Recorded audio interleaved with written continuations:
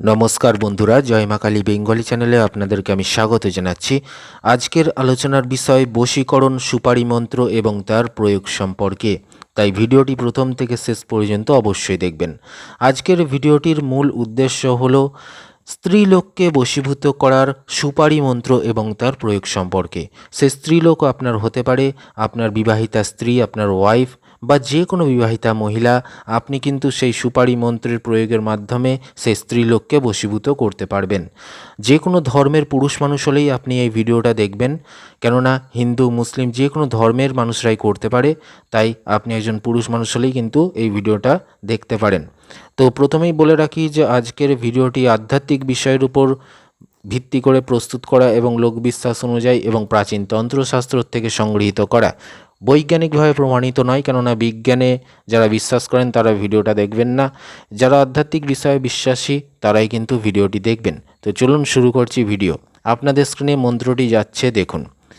বলছে, ওং নম সুপারি কাম নিগাড়ি রাজা প্রজা খড়ি পিয়ারি মন্ত্র পড়ি লাগাও তোহি দিয়া কলেজা লাউড়ে তেহি জীবতা চাহে পাগল তলি সুবা সঙ্গ মশান সো বৎস ন হইতো জ্যোতি হনুমান কি আন শব্দ সাঁচা পিণ্ড ফুড়ো মন্ত্র ঈশ্বরী বাচা সত্যই নাম আদেশ গুরুকো।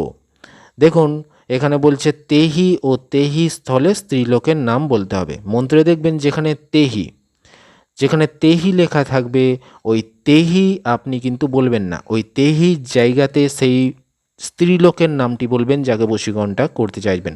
তো ভালো করে কিন্তু মন্ত্রটা বুঝে মুখস্থ করে নেবেন, তারপরে প্রয়োগে যাবেন।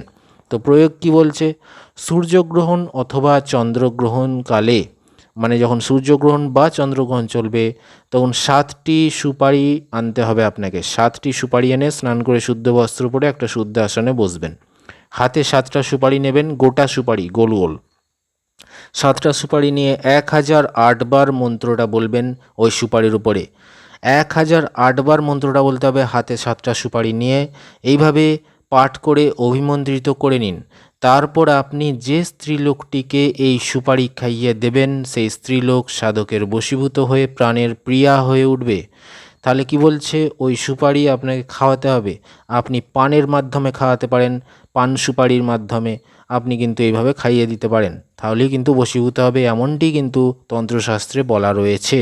ভিডিওটি ভালো লাগলে অবশ্যই লাইক দেবেন, চ্যানেলটি সাবস্ক্রাইব করে রাখুন। বিভিন্ন তন্ত্রমন্ত্র আধ্যাত্মিক বিষয় আলোচনা যদি শুনতে চাইছেন, আর 50 জনকে শেয়ার করে কিন্তু কাজটি করবেন, তবেই গুরু অনুমতি পাচ্ছেন।